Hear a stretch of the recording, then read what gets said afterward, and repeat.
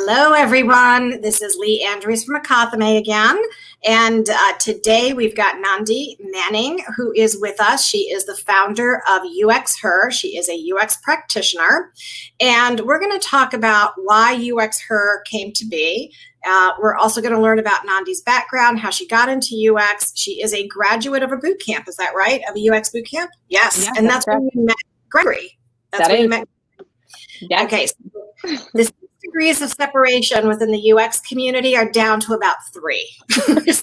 We're so small. And that's the way it should be, right? If we're going to survive as a practice, and let me be very, very clear, I am not a member of the practice. I represent members of the practice. And the fact that I am an end user, the user experience on all the products that I use. Mm-hmm. So it's purely selfish, Nandi. Let's be very clear about that. So let's start with you, Nandi. Why did you tell us about your background and how you wound up getting interested in UX, going to boot camp, and what that experience has been like for you? Yeah. So when I learned about UX, I was in digital marketing. I had fallen in love with digital marketing after launching my very first e-commerce store back in 2014 and 15. And I fell in love with the process of online, being in the online space and selling digital products, selling products digitally. And I fell in love with search engine marketing, SEO, things of that sort. Wait a minute. How do you fall in love with SEO? I did. I was on the internet every single day. I was online every day and just learning. I was using Shopify to drop ship my products. And I just fell in love with the entire process of it. And I wanted to know, because I was doing it, it was a business, but it felt like more of a hobby. It wasn't able to financially take care of me. So I wanted to find out how I could do that full time. So I started submitting an application everywhere for all types of digital marketing agencies. And I was able to get on at a digital marketing agency that served small to medium sized businesses. And then once I got into it, agency life was a lot different. So I was kind of disappointed in that aspect. And UX was introduced to me, and I enrolled in UXD Academy. All right, back up. So you said UX was introduced to you. How was UX introduced to you? Yeah, so Everett Swain of UXD Academy introduced me to his boot camp. Got it. Now, how did you know Everett? Because this is really about networking and getting familiar with people. So how did you meet Everett? Yeah, so Everett and I were dating. So small world. I did not see that one coming. Sorry. Okay. Okay. Yeah. That's a good way of networking. Great network. Yeah. So I was in there. Go ahead. Yeah. So I was introduced to UX. I really became like his first apprentice. And then I took his boot camp. And from there, I really just fell in love with creating digital products. And I started just redesigning already fully thought out pages such as Pinterest and redesigning Instagram and things of that sort, so that I could really start building up a portfolio. And so you completed the boot camp, you got certified. Is that right? Correct. Okay. And you left the agency world. Is that right? If I understand that correctly, you left the agency world and then went into an in-house creative team. Yeah, I was working at a digital marketing agency. And then my very first UX job, I got hired at a startup to do UX UI design work. I had started to build a portfolio around case studies and things of that sort, because I hadn't really had my first UX job yet. So I was able to show the type of work I could do and what value I could add as a UI UX designer. And I got a lot of no's from like larger companies because obviously I didn't have any experience, but I did have a company that did take a chance on me, and they were a startup. So I was able to get my foot in the door then. That's excellent. So a lot of graduates coming out of these boot camps are struggling to find that first job. What would you recommend to them? For candidates struggling to find their first job, what has been helpful for me is to get online and get on people that are already practicing UX design's calendar. I have met so many women, specifically women of color in UX in these last couple of months than I have ever before, which has been amazing. And we've been able to jump on each other's calendar just to see that how we can increase efforts in getting more women of color into UX. So I would say reach out for mentorship. Probably mentorship, join communities where other people in UX frequent, things of that sort. That's great. So networking, it's really networking. It comes back to networking. Out there. It's about putting yourself out there. So, so early on then in your UX career, you saw this, this space for women of color in user experience. What made you, focus on this? Because today we've got a serious issue, right? In America, if not, the world, right? So why UX? Why are you focused on women in color in UX in particular? Yeah, so there were, as I began in UX 2 years ago, I noticed that there were communities for women in UX, but I didn't really see myself reflected in those communities. So I really wanted to create something for the beginners, because I remember I really struggled in my first couple of UX roles because I didn't feel like I had a community, and how I could change that for the next generation of UX designers or UX researchers who look like me that are coming into the field. Okay. And so you let's go back. So you actually said that when you first got online, you were talking to other women of color in the user experience domain, but when you got into the workspace, what you didn't see was women of color. Is that right? That is correct, 100%. Oftentimes we are the only ones at our jobs. So I found it very difficult to navigate the space of UX. So why do you think that is, Nandi? Why do you think that you can see that there are women of color, right, in the UX community on your social feed? You talk to them, you connected with them, and yet you get into the workplace and that is not what you see. Why do you think that is? Well, to be honest, if I wasn't introduced to this space, I would have never heard about it. It's not promoted in the universities. It's not promoted really in any space where, besides the field of STEM. So I feel like that there needs to be an education about the fact that this career field even exists, for there to be more people. Do you think do you think UX is a trend, or do you think that is here to stay? Do you think it's going to grow? And so we're talking about the proliferation of user experience and bringing that into the schools and having these kinds of discussions. So how do you think that more women, especially women of color, are going to be aware of this function and role? Yeah, so they're definitely, my efforts with UX Her is to try to change that. I would like to partner with high schools. I wish that I would have known about this career path in high school. I definitely plan on having a mentorship program where that there are already women that are UX practitioners, can link up with either college students or women that want to change career paths. Because I was in digital marketing when I made the switch to UX, or even like college students, high school students, to mentor them and educate them about the possibilities of having a career in design and research. I think that's really important. I don't think that careers in the art field are promoted in Black and Brown communities as often as they should be. And I would like to change that.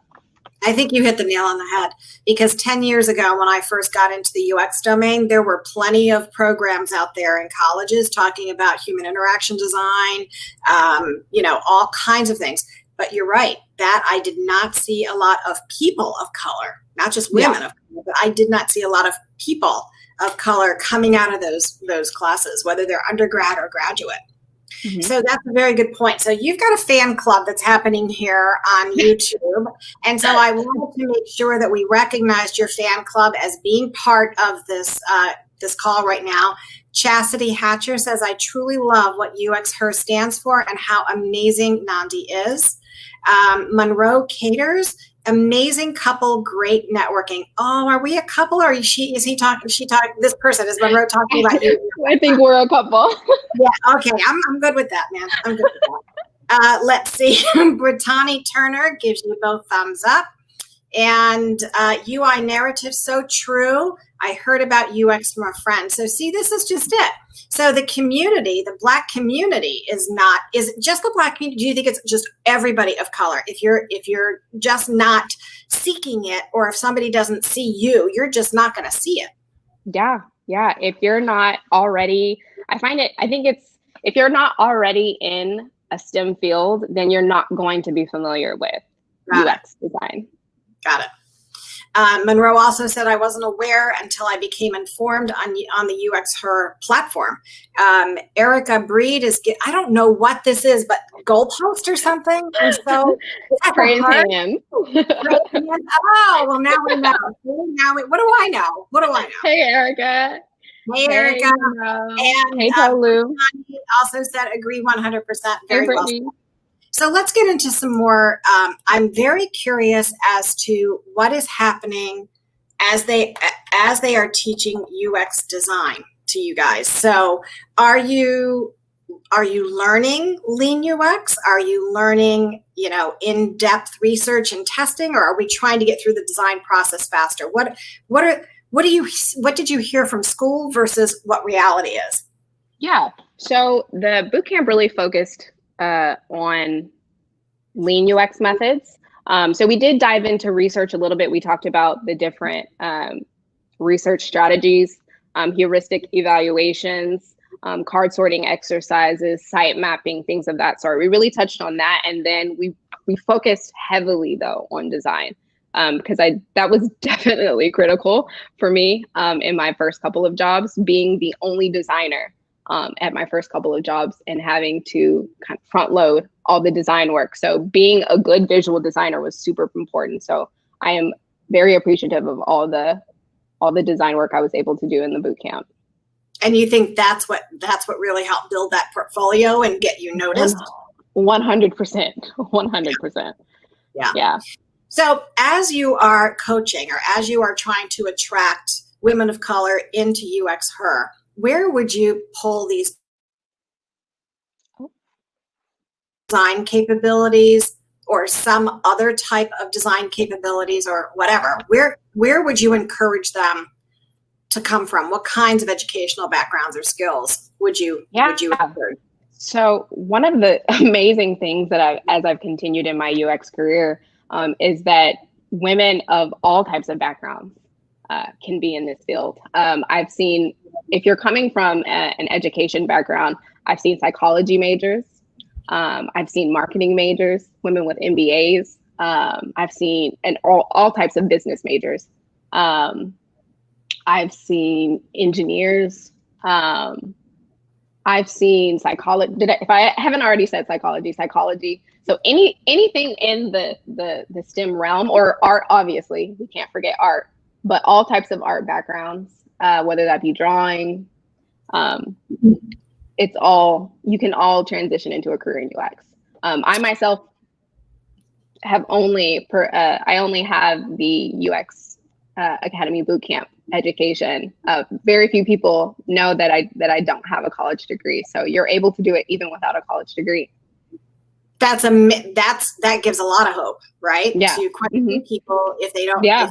if they can't afford to go to college, or a lot of people just can't afford to go, right? It's just that it's expensive. So there is Monroe is asking, can we get full details on enrolling in that boot camp? The boot camp website is not UX Her's bootcamp, but you could go to uxdacademy.com, or excuse me, ux.academy to get information about that boot camp. All the details should be there. Okay, thank you. Mhm. And so I do want to talk about another sensitive subject in the UX domain. So there are not a lot of people who are fans of boot camps, UX boot camps. Mm. And it is very prevalent in the UX community. They're also concerned that the user experience, the research and the testing is getting watered down, and that the visual design skills are becoming more important and the development skills more important than research and testing. What have you seen? I know it's just been a little while, but and your perspective is actually important because this is where the trend is going to go. What are you seeing? Well, I've heard a few different things from people that have graduated from various boot camps, some of the biggest in the nation. And you're not wrong. There are some boot camps that do focus only primarily on, you know, the UI design and don't focus enough on the research. And I think a lot of people forget that that's what makes it UX is the actual research. But that's not all programs. There are programs that do introduce to the research side of things, do introduce to testing. But you are correct in saying that the large majority of them don't. And I do think that is a problem. A lot of them don't even help you build a portfolio, whereas, you know, the boot camp that I went to did. And a lot of boot camps don't do that. Okay, so that we got that out of the side. I want to go back to women of color and UX Her and what kind. You talked about mentoring. You talked about, you know, working with schools, even colleges or what have you. What if that student, what if these kids, I worked in Baltimore City, and I can tell you that there are a lot of children of color that do not complete school. They have, for whatever reason, they don't complete school. And how could UX Her help these kids that aren't in these family dynamics that promote that type of learning or promote that type of education? How can we pull those people into this community, into the UX community? Yeah, so I'm definitely working on acquiring partnerships because right now it's just me running UX Her. So I would definitely like to acquire the type of partnerships that will allow me the ability to be able to do that. I think that it is important to be able to go into these underfunded communities in schools and be able to educate these students that there is life beyond the life that they're currently living. And that there is value in education, whether that be, you know, getting some type of funding for a certificate boot camp that can take anywhere from 6 months to a year, or whether or not they want to go to a 4-year or 2-year college. And just, you know, that there is success outside of the other career fields that have probably been shown to them their entire lives, such as being a doctor, an engineer, a lawyer, a nurse. There is sorry, I'm getting excited.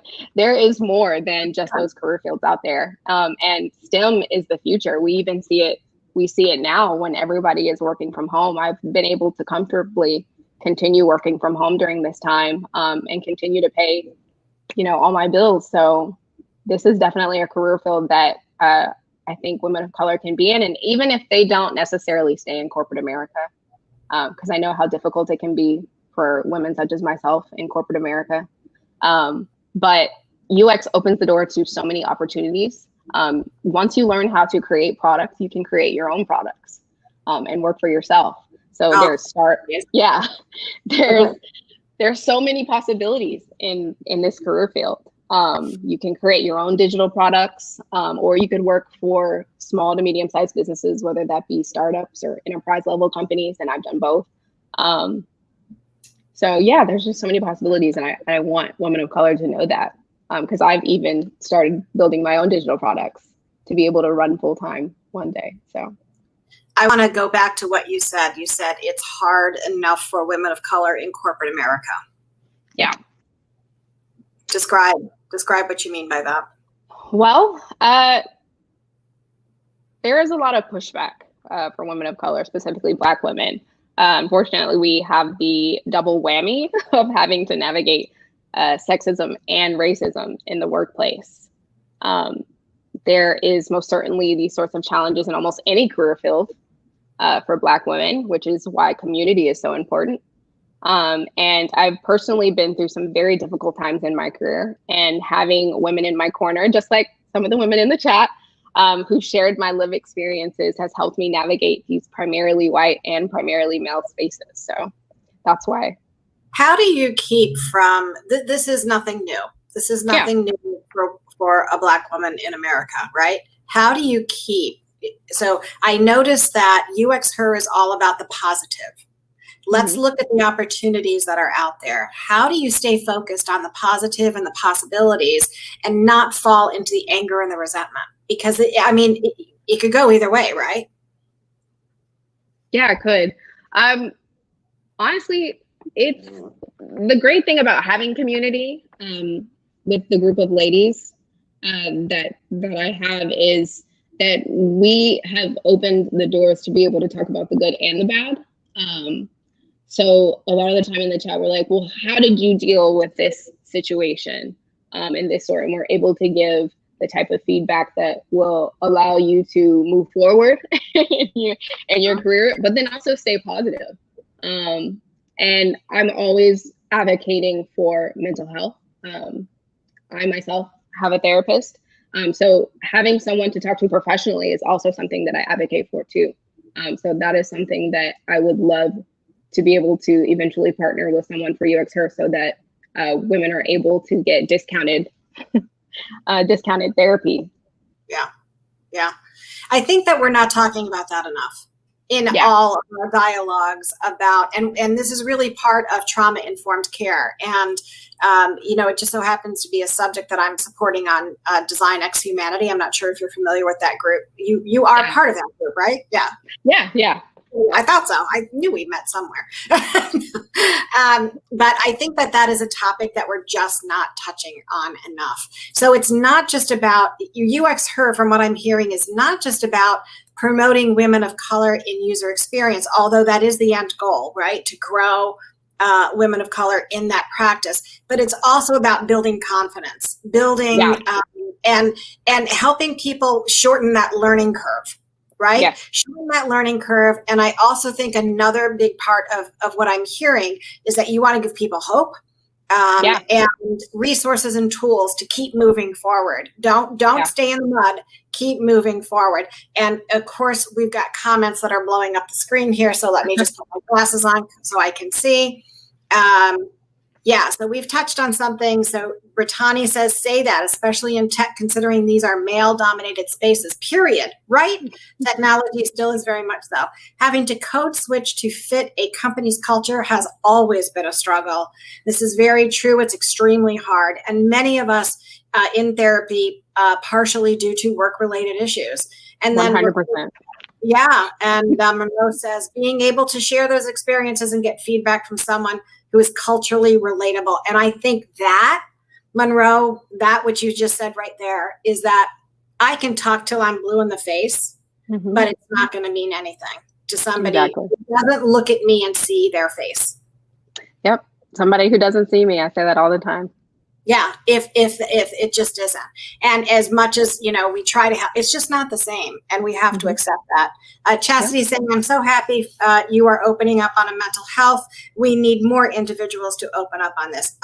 So Nandi, you've got an incredible future ahead of you. And I would like to take the last couple of minutes that we have, and this time goes by fast, doesn't it? It does. I'd like to take the last couple of minutes that we have, and I want you to just put your ask out there. What do you need to help launch UX Her? Where do you see it going? What do you want this mission and culture to be? Just give us a picture of where UX Her is going to take us down that path of success and opportunity and inclusion. Yeah, 100%. So I'm really looking to garner partnerships here really soon so that I can build those relationships to have some assistance in advocating for my members. Right now, we are just almost at 100 members, and we have members from all over: Atlanta, Dallas, Austin, Miami, Orlando, Columbus, Lafayette, New York, Baltimore, Virginia. We even have Lagos Nigeria, Los Angeles, Washington, D.C.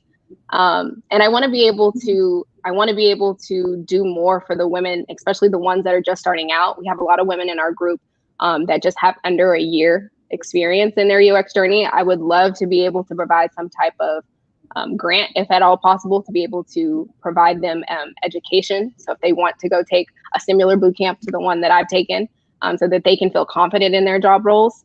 I'm eventually about to start rolling out some courses in UX Her, so that there are little tips and tricks and things that I felt not as confident beginning my career that can help some of these ladies out.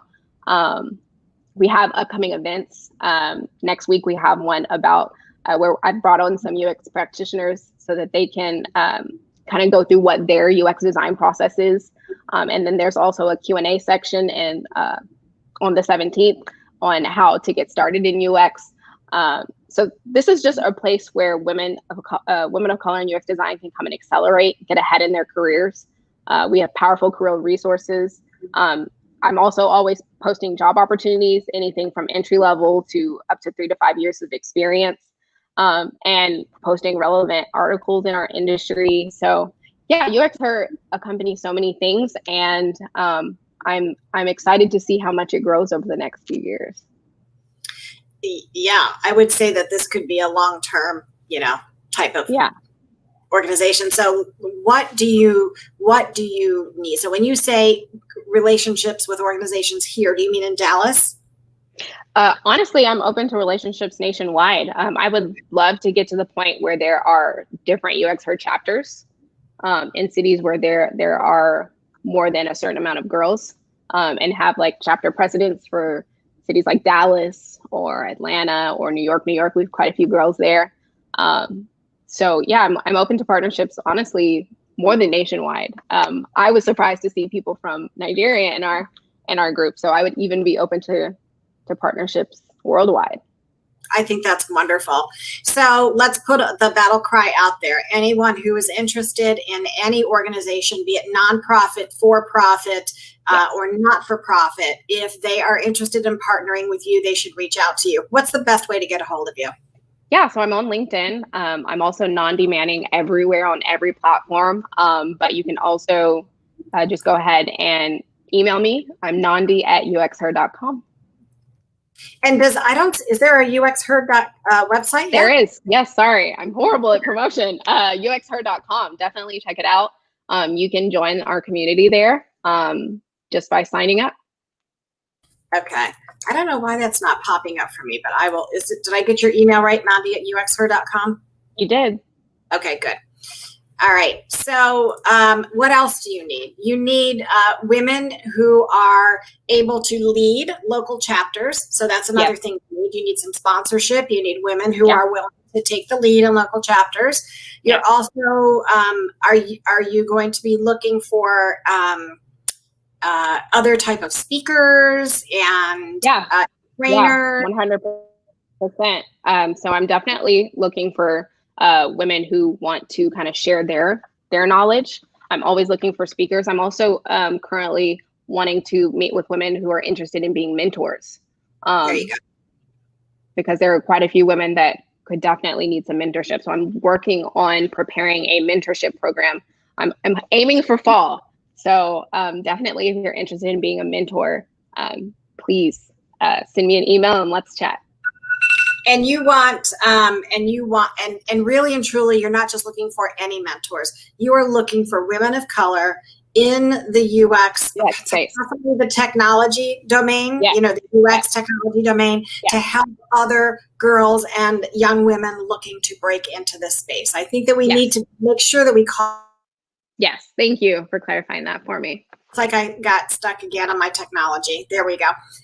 What do you say? I had another woman, Dr. Carrie Yazid, on here a few weeks ago, and people were very upset with her. There were one or two people who said, why not anyone? Why just Black women, Black girls? And so I thought she handled herself extremely well. For her, it was a business decision. Market research said that was her client, and so that's how she marketed herself. What are you going to say to women that aren't of color who want to join your organization? Well, we're definitely open to, allies joining we are open to allies joining our group. That's not a problem. I don't want to discriminate in that way. But please understand that the content that is like promoted in the group is for women of color. So, but I definitely don't discriminate in that sense. Allies are welcome in the group, but as far as like mentorship and things of that sort, I strongly believe that it's important for those girls to see themselves reflected in their mentors. And so that's why that's important. Excellent. And we are up. Our 30 minutes went by just that quickly. And I think that you did a phenomenal job of responding to some very difficult questions. So you've got your thoughts and your ideas together, and you've got a plan. And if anybody's interested in helping Nandi, please do reach out. And until tomorrow, you guys have a wonderful day. Thank you for joining another Live with Lee. And Nandi, if you could hang on for just a second after I end the broadcast. Everybody have a great day. Bye.